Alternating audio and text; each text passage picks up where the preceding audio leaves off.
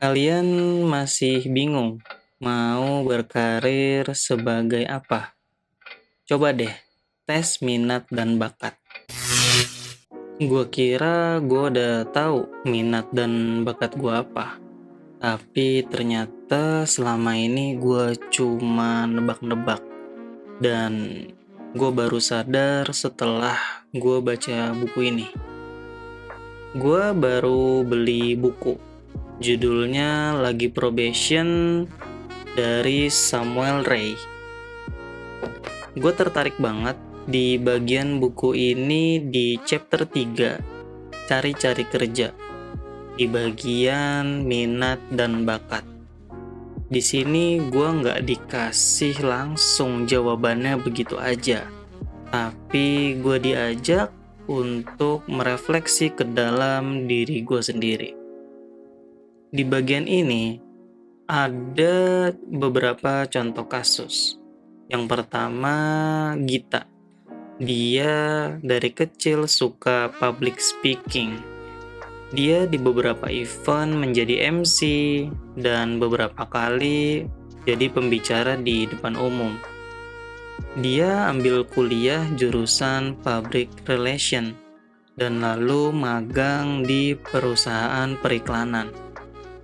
Contoh kasus kedua ada Dimas. Dia dari kecil suka matematika. Beberapa kali ikut olimpiade dan lomba-lomba matematika. Lalu kuliah ambil jurusan akuntansi dan tertarik banget untuk bekerja di bagian finance. Contoh kasus ketiga ada Jojo. Ini yang paling kena buat gua. Dia saat ini kuliah di jurusan manajemen dan tertarik untuk membangun bisnis setelah lulus kuliah nanti.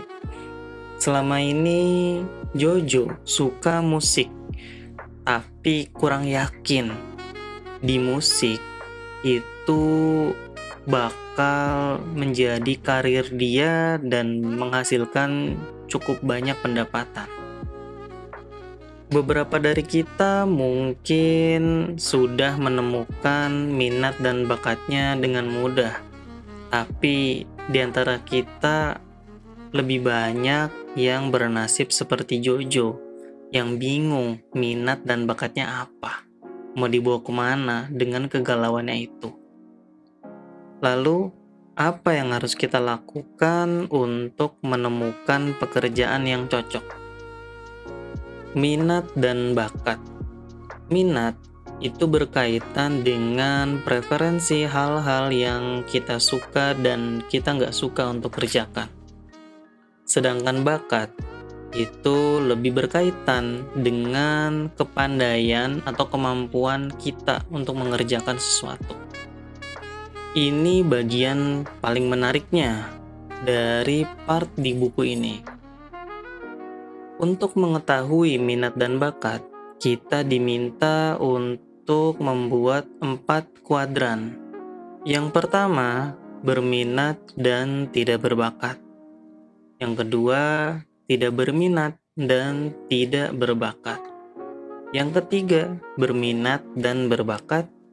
Dan yang keempat, tidak berminat dan berbakat. Kedengarannya simple, tapi pas gue isi, gue baru sadar. Selama ini kayaknya gue gak pernah benar-benar duduk melihat diri gue sendiri, melihat ke dalam apa sih minat dan bakat gue. Selama ini gue ngerasa udah kenal banget diri gue, tapi ternyata gak juga. Ada hal-hal yang gue sangat berminat, tapi pas dilakuin ternyata memang gue gak berbakat di situ.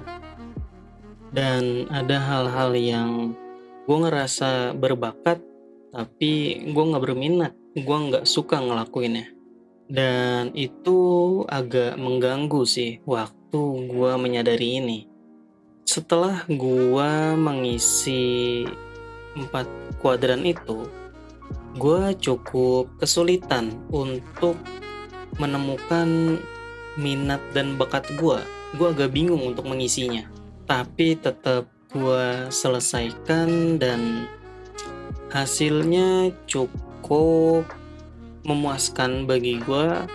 Gue lebih bisa melihat ke dalam diri gue sendiri apa minat dan bakat gue. Tapi ini belum pasti kebenarannya 100% karena kita hanya berasumsi. Kita hanya merefleksi ke dalam diri kita.